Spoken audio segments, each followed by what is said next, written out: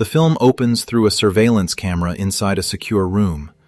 Dr. Kathy Grief sits across from Morgan, a young-looking girl who is actually an artificial life form. Kathy gently tells her that feeling sad is normal and promises she is still trying to convince the others to let her outside. Without warning, Morgan grabs a pen and repeatedly drives it into Kathy's eye. Soon afterward, Lee Weathers, a risk management specialist for the genetic engineering company Synsect, receives an emergency briefing from corporate. An incident involving the confidential L9 prototype has occurred at an off-site laboratory, and Lee is ordered to investigate and assess the project after a psychological evaluation. Dr. Alan Shapiro is also being sent to evaluate the subject. Lee reaches the isolated research facility first and is met by project manager Ted Brenner. Ted explains that Shapiro has been delayed and will not arrive until the next morning. Lee immediately asks to meet Dr. Louis Cheng, Dr. Simon Ziegler, Kathy, and Morgan. After settling into her room, Lee reports back to corporate. Her superior makes it clear that this investigation is not only about Morgan. Someone on the team may have allowed the project to drift from its original purpose, so Lee must also evaluate the people responsible. Lee soon meets Dr. Amy Menser, Morgan's behaviorist, who has become deeply attached to the subject. Downstairs, she meets Skip Vronsky, the facility's nutritionist and cook, and notices a hunting rifle nearby. Ted then takes her to see Kathy, whose injured eye is heavily bandaged. Dr. Brenda Finch is caring for her, but Lee asks to speak with Kathy alone. Kathy immediately says the attack is not Morgan's fault. She blames herself for confusing Morgan and insists the girl is intelligent, emotional, and far more human than corporate understands. According to Kathy, Morgan is happy until the staff places her back inside the glass room and restricts her freedom. Lee says she is only looking for information. Kathy studies her, then suddenly calls Lee a liar and a damned assassin. Lee barely reacts and leaves. Kathy quickly apologizes, blaming the medication, but the accusation clearly stands out. Lee next meets Dr. Simon Ziegler, one of the project scientists. Ziegler explains how the team creates synthetic DNA and integrates nanotechnology into a developing neural system. Morgan is their third attempt. The first full-term subject dies soon after birth, while the second develops serious psychological problems. Morgan is the breakthrough. A hybrid biological organism designed for autonomous decision-making and sophisticated emotional responses. She begins walking and talking within a month and develops at an extraordinary rate. Lee already knows the technical background, so she turns the conversation toward Kathy's attack. Ziegler explains that there has been growing conflict over Morgan's outdoor sessions with Amy, something Morgan deeply values. Ziegler and Ted then take Lee to meet Morgan. Although Morgan is only 5 years old, she has the appearance and intelligence of someone much older. Her room lets her control parts of the environment through its systems, while music helps keep her calm. Morgan already knows Lee's name, job, and purpose. She knows Lee is there to determine whether she remains viable as a Synsect product. Morgan expresses regret for hurting Kathy and calls it an error in judgment. Lee stays cold and continues referring to Morgan as an it rather than a she. At dinner, Lee realizes that nearly everyone at the facility sees Morgan as family. Brenda, Darren, and Amy speak about her like a child who deserves another chance. Dr. Cheng is more restrained.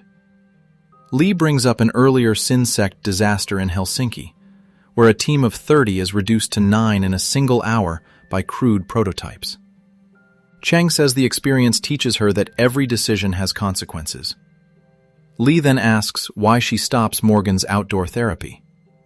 Cheng admits the official reason is an incident beyond the property line, but the deeper reason is more painful. If someone must live locked in a room, the cruelest thing is to keep pressing that person's face against the window. Showing Morgan freedom only makes captivity harder. Later that night, Lee joins Skip while he drinks alone and asks what he really thinks about Morgan. Skip admits that everyone else treats Morgan like part of a happy family, but she has always made him uncomfortable. He is not a scientist, yet something about her feels wrong. Meanwhile, Amy enters the control area and disables the surveillance so she can speak privately with Morgan. She reassures Morgan about the next day's evaluation and tells her to simply be herself. Morgan asks Amy to tell her again about the lake she has promised to visit. Amy describes Lake Navarre as a beautiful place surrounded by trees, where the wind moves softly through the forest, and the two of them can have a small paradise of their own. Morgan listens with obvious longing. The film then returns to one of their earlier walks. Amy and Morgan find a deer impaled and suffering on a fallen branch. Morgan approaches it, studies its pain, and abruptly breaks its neck to end the suffering. The act frightens Amy and helps justify restricting Morgan's excursions, although Cheng later admits the larger problem is giving her a taste of freedom she can never truly have. The next morning, Dr. Shapiro finally arrives. He treats the case as a routine psychological evaluation of advanced artificial intelligence. Ziegler warns him that Morgan is unusually complex, but Shapiro dismisses the concern, comparing her to a microwave. Ted recommends that he conduct the interview from behind reinforced glass after what happened to Kathy. Shapiro refuses. He insists that trust requires him to sit with Morgan face to face, and he pressures the team until they agree. At first, Shapiro's questions are controlled. Morgan admits she feels sad about Kathy and understands that stabbing her is wrong. But Shapiro gradually becomes more aggressive. He challenges Morgan's claim that the researchers are her friends, reminds her that friends do not lock each other in cages, and asks how she would react if he recommends permanent confinement or termination. Morgan tries to remain calm, but Shapiro keeps pushing. He finally tells her to demonstrate her feelings if she cannot explain them. Lee sees the danger and calls for the evaluation to stop, but Shapiro refuses. Morgan stares at her hands as her anger builds. Shapiro keeps demanding that she show him how she feels, and Morgan suddenly attacks, fatally tearing into his throat. Darren rushes in with a weapon, but Morgan uses Shapiro's body as cover and quickly overpowers him. The room descends into chaos, and the lights go out as Morgan uses the systems around her. She reaches the exit and sees Amy, but Lee reacts first and fires a tranquilizer dart that finally brings Morgan down. When Morgan wakes, she is restrained. Lee has contacted corporate, and a containment team is expected at daybreak to collect the specimen and data. Dr. Cheng finally accepts that the experiment has failed. Morgan's intelligence and emotions no longer matter if she cannot move beyond the violent purpose built into her design. The team prepares to sedate her and then administer a lethal dose. Terrified, Morgan begs them not to kill her and calls Cheng mother. Cheng tells her she has no mother, apologizes for failing her, and leaves because she cannot bear to watch. But the researchers cannot go through with it. When Lee moves to complete the termination herself, Ted blocks her. Lee is then shot with a tranquilizer dart and locked inside Morgan's own glass cell. Ted argues that corporate deserves to hear the team's side before Morgan is destroyed, and the scientists begin preparing to leave the facility with her. Lee warns them that Morgan is angry and still needs to be terminated, but they refuse to listen. As Darren tries to wake Morgan so they can move her, Morgan suddenly attacks. She injects Darren with the lethal drugs prepared for her, killing him. Ted tries to stop her, but Morgan takes his gun and shoots him, then fires again to make sure he is dead. The people who protect her only moments earlier now become enemies because they participate in the attempt to kill her. Whatever trust remains between Morgan and the project collapses completely. Morgan then approaches the imprisoned Lee. She says Shapiro is right. The researchers are not really her friends because they are willing to kill her. Only Amy, she believes, truly loves her. Morgan says she finally understands why she is created, but now questions whether her creators are right about what she should become. Then she asks Lee whether she truly feels like herself or like something else? Lee gives no answer. Morgan simply tells her that one day she will understand and walks away. Outside, Morgan confronts Brenda. Brenda tries to calm her and take the gun, but Morgan attacks and beats her to death with it. Lee eventually escapes the glass cell through the ventilation system and runs into Skip. He is horrified and wants to leave, but Lee refuses. She tells him that dealing with this situation is exactly what she is there to do, and orders him to get his rifle. Morgan makes her way toward the main house.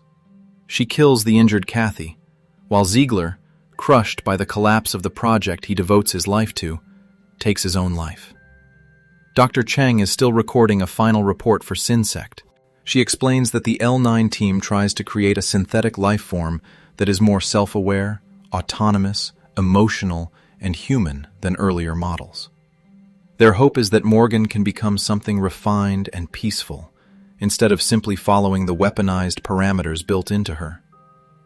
Chung finally concludes that they fail. Morgan cannot escape that violent design. Morgan hears the report and enters.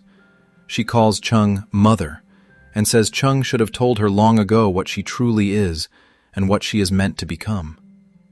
Chung apologizes and says Morgan now knows exactly who she is. Their goodbye ends brutally when Morgan kills Chung. Lee reaches the house and confronts Morgan, and the two fight with surprising speed and strength. Morgan is extremely powerful, but Lee's ability to keep up with her is the first major clue that Lee is not an ordinary corporate employee. Morgan eventually escapes with the terrified Amy. Morgan drives away with Amy, and Lee pursues them. During the chase, Morgan forces Lee off the road and Lee crashes into a tree. Skip arrives soon afterward and refuses to leave her behind. He realizes where Morgan is heading: Lake Navarre, the place Amy has described to her for years. Together, they continue after them. Morgan and Amy reach the lake and walk toward the water. For Morgan, this is the place she has imagined as paradise.